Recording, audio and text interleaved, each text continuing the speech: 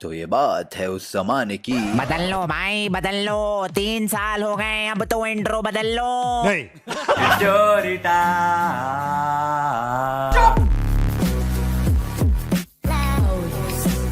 Video start करने से पहले ही बता देता हूं कि ये एक normal roast reaction vlog video नहीं है, ये एक स्टोरी टाइम वीडियो है। जो लोग चैनल पे नए हैं उनको स्टोरी टाइम वीडियोस के कॉन्सेप्ट के बारे में नहीं पता। बेसिकली मैं अपने बचपन के दिनों की, स्कूल कॉलेज के दिनों की कोई स्टोरी सुनाता हूं।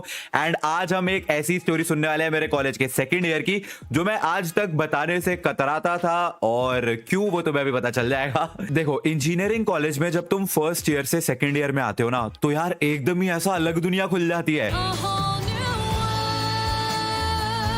क्योंकि फर्स्ट ईयर तक तो तुम वही फिजिक्स, केमिस्ट्री, मैथ्स ही पढ़ रहे हो जो तुमने 11th 12th में ऑलरेडी पढ़ रखी है।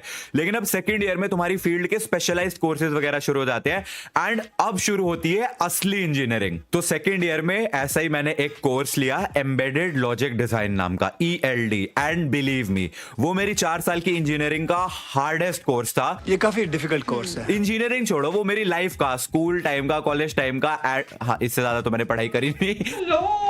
And on top of that वो कोर्स पढ़ाते भी एक जर्मन टीचर थे। No offence to any German teachers, लेकिन ये वाले सर, जिनको हम इस वीडियो के लिए बोलेंगे चिमगादड़ भाई चिमगादड़ व्हाटएवर, उनको ना इंग्लिश भी नहीं बहुत अच्छे से, हिंदी तो आती नहीं थी, इंग्लिश भी बहुत कोई अच्छे से नहीं बोलते थे। वो ऐसे या माइक्रो कंट्रोल या ओके यस यस, तो लाइक लेक्चर्स में कुछ समझ ही नहीं आता था। एटलीस्ट मुझे तो नहीं आता था, भाग्यों का पता नहीं। तो पहले ही दिन पे हमें पता चला कि इस कोर्स में कोई एग्जाम नहीं होने वाला, सिर्फ असाइनमेंट्स होंगे वीकली, जिनके सारे के सारे मार्क्स हैं।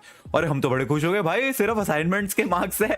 उसके बाद असाइनमेंट्स आने शुरू हुए, एक एक असाइनमेंट, ट्रस्ट मी गाइस, एक एक असाइनमेंट इतना हार्ड, रो रो के, लिटरली जमीनों पे रो रो के, भाई नाच नाच के, लोट पोट होके कैसे कैसे असाइनमेंट्स किए हैं ना। फॉर एग्जाम्पल, कोर्स के सेकंड वीक का ये असाइनमेंट ऐसा था जिसको देख के पूरे बैच की फट गई कि ये क्या है। हो ही नहीं रहा, किसी से नहीं हो रहा, सिवाय एक, जिसको हम इस वीडियो के लिए बुलाते हैं चील। ठीक है, तो चील के पास मैं और मेरा जो पार्टनर था, जिसको हम इस वीडियो के लिए बुलाएंगे गंजी, मैं और गंजी चील के पास गए कि भाई प्लीज थोड़ी सी हेल्प कर दे। उसने मना कर दिया। हमने कहा अच्छा चल, कोड नहीं दिखा सकता तो कम से कम ये तो बता दे कि इस तरीके से करना है, उस तरीके से करना है, कुछ तो बता दे। उसने मना कर दिया, साफ इनकार कर दिया। उसने अपना भाई डॉक्यूमेंटेशन वगैरह बना के असाइनमेंट सबमिट कर दिया और रूम लॉक कर दिया, खोल ही नहीं रहा किसी के लिए रूम। भाई मैं और गंजी, हम दोनों रूम में, हमारी रूह कलप गई कि मतलब इतनी बेइज्जती, अबे ये है कौन बे ये हमको दिखाने के लिए, हमको असाइनमेंट में हेल्प करने से मना कर दिया, ये है कौन। अगले 1 घंटे हम लगे हुए हैं, 12 बजे की डेडलाइन थी, मैं और गंजी लगे हुए, हो ही नहीं रहा। ट्रस्ट मी गाइस, 11:55-56 पे जैसे ही हमारा असाइनमेंट जो है वर्क किया ना, सबमिट मारा हमने और कॉरिडोर में भागे, चील के रूम के सामने गालियां दे दे के नाचे कि चल गया। गंजी बनियान निकाल के, गंजी निकाल के नाचा भाई। नेक्स्ट लेवल सीन था ना उस दिन। अच्छा, मेरा और गंजी का रूम जो था ना, वो हॉस्टल के एकदम कॉर्नर में था, एंड हॉस्टल से लग के थे अपार्टमेंट्स, जहां पे कोई एक स्पेसिफिक बेवकूफ पूरे दिन गाने बजाता रहता था। उसको पता नहीं क्या मजा आता था, डीजे राजू, डीजे बाबी, और नहीं हो भाई, ऐसे गाने बजाता था पूरे दिन। हमारा वीक नंबर 3 या 4 का असाइनमेंट था। सुबह से लेके शाम तक भाई मैं और गंजी बैठे हुए हैं, कोड करने की कोशिश कर रहे हैं, चल नहीं रहा, और इधर इस बुद्धिजीवी के गाने बजे जा रहे हैं, हट जाता पाछेड़े। एक तो असाइनमेंट नहीं चल रहा, उसकी फ्रस्ट्रेशन, ऊपर से इनके गाने कानों में चुभी जा रहे हैं, उसकी अलग फ्रस्ट्रेशन। तो हमारा जो फ्लोर था वो टॉप फ्लोर पे था, तो मैंने ऐसे रेलिंग से नीचे को देखा, कुछ लोग नाच रहे थे, पार्टी वार्टी चल रही थी उनकी। आई वाज लाइक ओके, मैं रूम में चला गया। अब शाम से लेके रात हो गई, हमारा असाइनमेंट नहीं चल रहा, इनके गाने नहीं बंद हो रहे। मैंने फिर से जाके देखा, खाली डीजे बजी जा रहा है। अब तो भाई कोई नाच भी नहीं रहा है, कोई नहीं था आसपास, कोई बंदा ही नहीं खड़ा होता, बस डीजे बजी जा रहा है। मैं रूम में आया, मैंने गंजी को बोला, मैंने कहा भाई कोई भी नहीं है वहां पे, खाली डीजे बजी जा रहा है बिना बात के। गंजी के पता नहीं क्या सनक चढ़ी, उसने बेड के नीचे से अपनी बाल्टी निकाली, बाथरूम में गया, उसमें पानी भरा, रेलिंग पे चढ़ाई और पूरी की पूरी बाल्टी उनके डीजे सिस्टम पे पलट दी।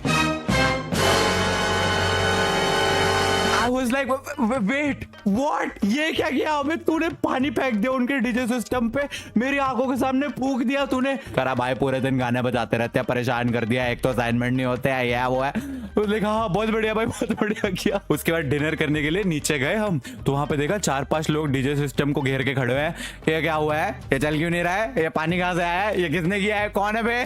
Like, अबे shit यार, ओ गॉड, मेरी आंखों के सामने फूका उसने भाई। लेकिन सबसे दुख भरी बात पता क्या थी, इतने मुश्किल असाइनमेंट्स करने के बाद भी मार्क्स नहीं मिलते थे। पता क्यों?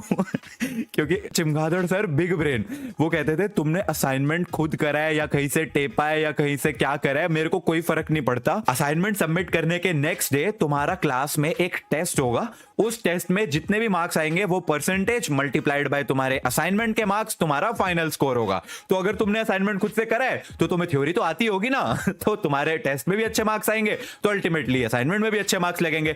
लेकिन ट्रेजेडी ये थी कि भाई बचपन से अपुन है एकदम प्रैक्टिकल बंदा, अपने को सिर्फ ना काम खत्म करना आता है, मुझे डिटेल्स में ज्यादा जाने का इंटरेस्ट कभी था ही नहीं।